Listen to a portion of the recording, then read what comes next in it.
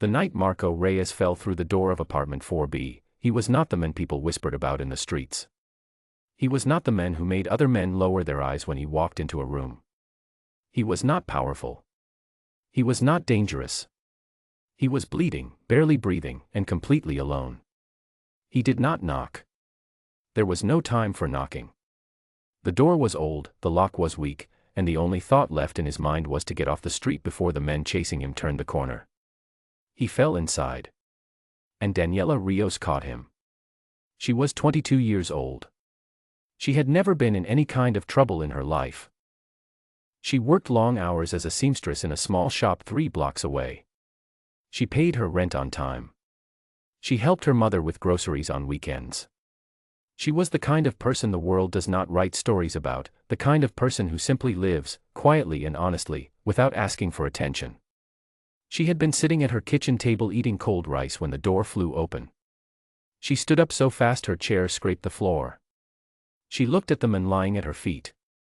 She saw blood soaking through his shirt on the left side. She saw his face, pale, trembling, not angry, not threatening. He looked like someone who had run as far as he could and had nothing left. She did not scream. She did not run. She stood there for 3 full seconds, which is a very long time when something unexpected has just happened, and then she knelt down beside him. "Can you stand?" she asked. He could not answer immediately. He was breathing too hard. "Try," she said. Not gently. Firmly. Like someone who had already decided what came next even though she had no idea why. He tried. She helped him. Together, slowly, they moved him to the back room. Marco Reyes had spent 6 years working for one of the most organized criminal operations in the eastern part of the city. He had not started there by choice, the way some people imagine these things happen. He had started because at 17 years old, in a neighborhood where the only people with money were the people willing to do dangerous things, the choice had not felt like a choice at all. He had moved up not because he was cruel, but because he was careful. He remembered details. He kept his word. In a world where trust was the rarest and most valuable thing, Marco was someone people trusted. That was also why he had become a target. When a rival group called the Salazar faction began taking over territory from the south, Marco represented a problem they could not simply ignore. He was too organized, too well-connected, and too respected by too many people. He was not the kind of problem you solve with a conversation. The ambush happened on a Tuesday evening on a bridge Marco had crossed hundreds of times. 3 cars appeared from nowhere. There were many men. His driver made one fast decision and bought Marco 30 seconds. The driver did not survive. Marco ran through streets he had known since childhood, bleeding from a wound in his shoulder where a bullet had grazed him deeply enough to make running difficult but not impossible. He turned into alleys, crossed through a market that was closing for the night, and kept moving until his legs almost stopped working. He did not have a plan. He had only one instinct: do not stop. When he turned onto Calle Diocesius, it was more by exhaustion than by intention. He saw a building. He saw a door with a weak lock. He went inside. He did not know who lived there. He did not know what he was walking into.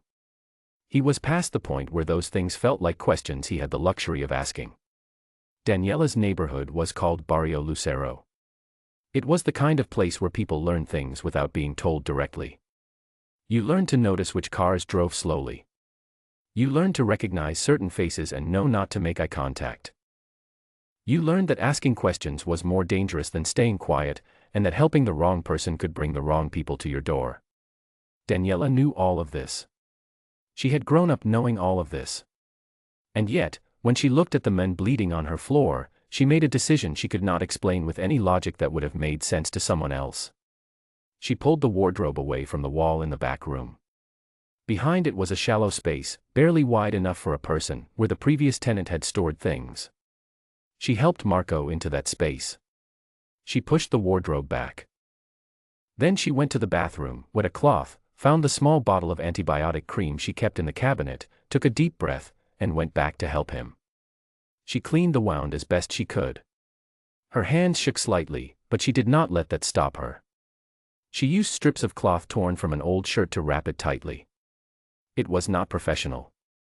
It was not perfect. But it was enough to stop the bleeding. Marco said nothing through all of this. He watched her work. His breathing slowed.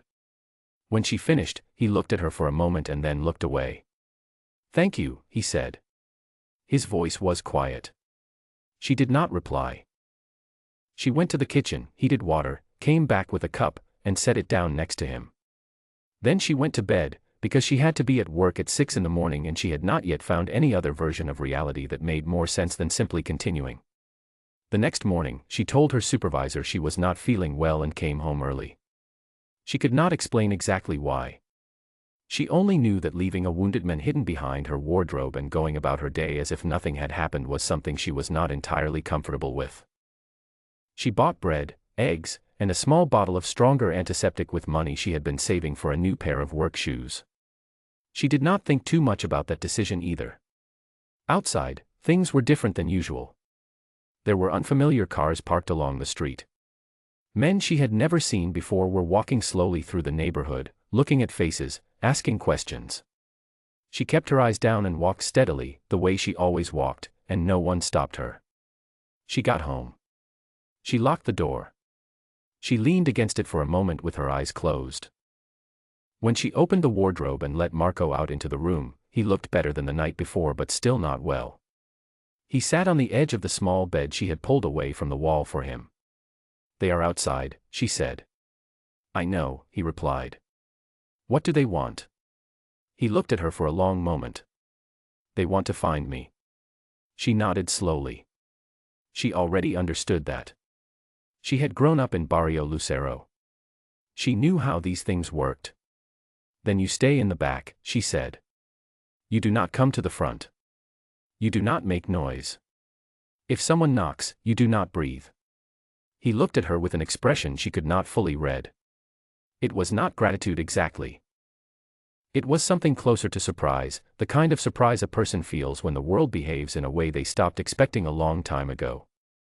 "Why are you doing this?" he asked. She thought about it honestly. "I don't know," she said. And then she went to make breakfast. The next 2 days moved slowly in the way that dangerous things do, quietly on the surface, with great pressure underneath.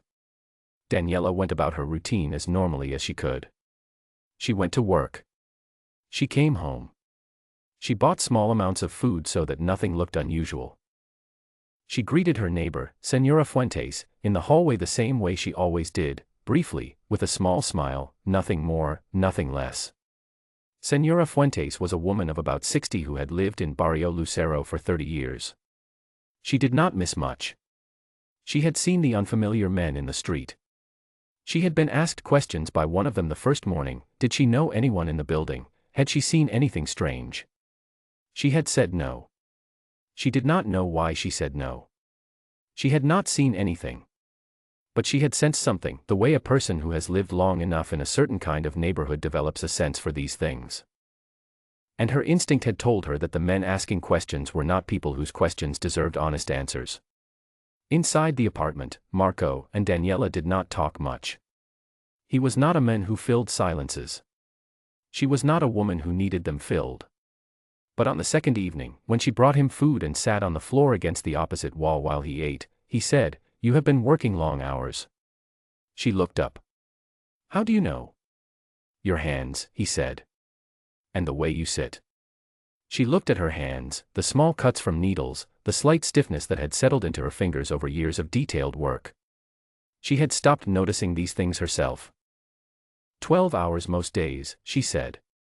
He nodded. He looked at his food for a moment.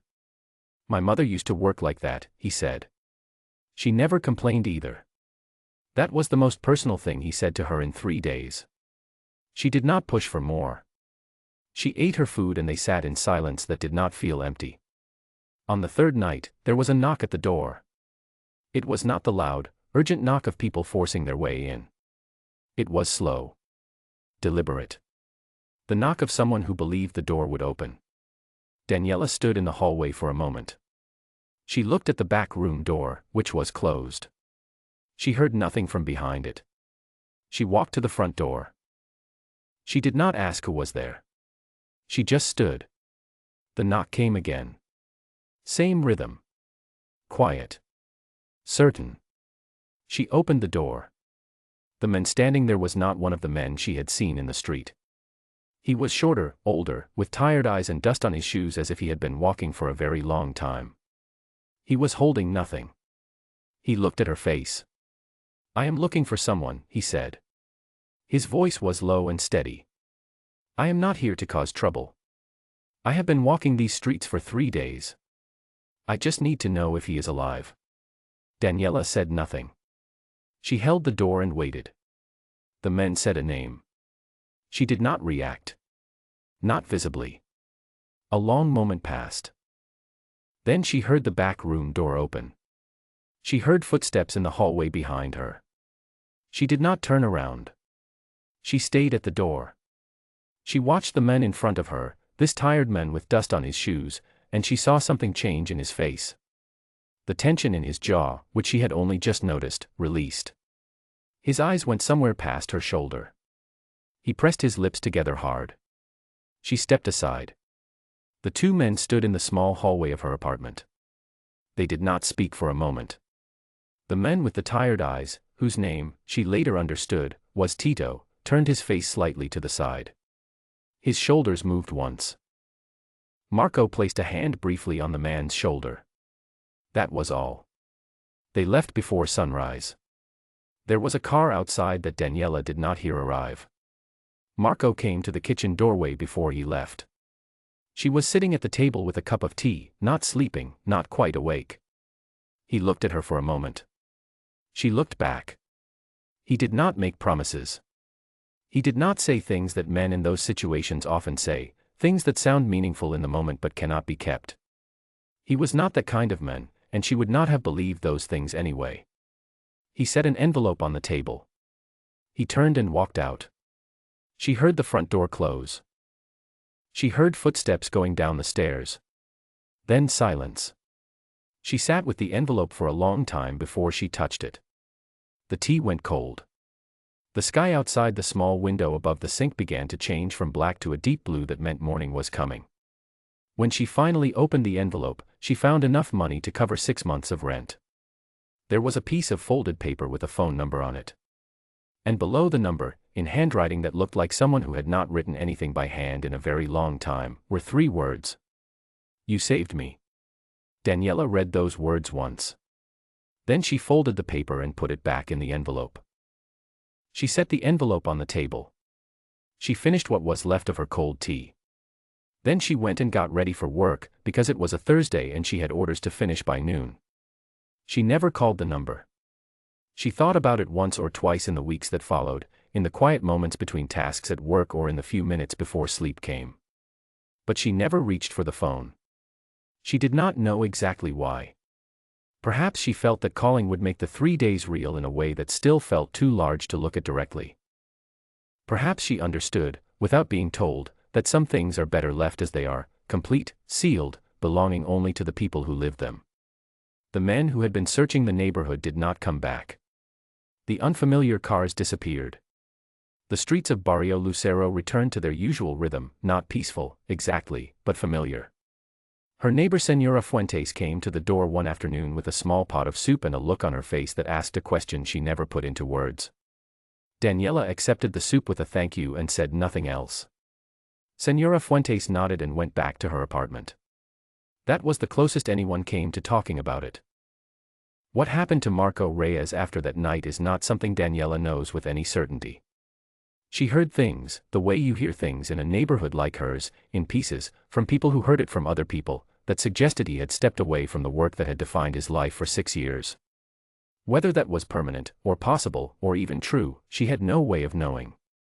What she knew was simpler and, in its own way, more complete. For 3 days, a man who had spent years inside a very dangerous world had been hidden in her back room. She had fed him. She had cleaned his wound. She had given him nothing except what any human being deserves from another, a small amount of safety, a small amount of care, a space to breathe. She had not done it because she was fearless.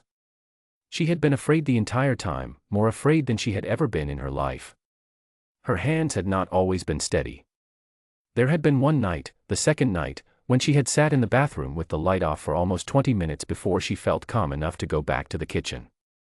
She had done it because when a person fell through her door, something in her did not have the ability to look away. That is the only explanation she has ever offered, to herself or to anyone else. And it is enough. Daniela Rios still lives in apartment 4B on Calle Diocesius. She still works as a seamstress. Her hands are still marked by years of detailed, careful work. She still eats cold rice sometimes when she is too tired to cook something warm, and she still keeps the curtains drawn when strange cars move slowly through the street at night. She does not think of herself as someone who did something extraordinary. She thinks of herself as someone who made a decision in 3 seconds and then lived with it, moment by moment, for 3 days. But in a world that often asks ordinary people to look away from the hard things, to close their doors, to keep their names clean, to stay out of what is not their business, she did not look away. And somewhere, because of that, a man is still alive. That is the whole story. That is enough.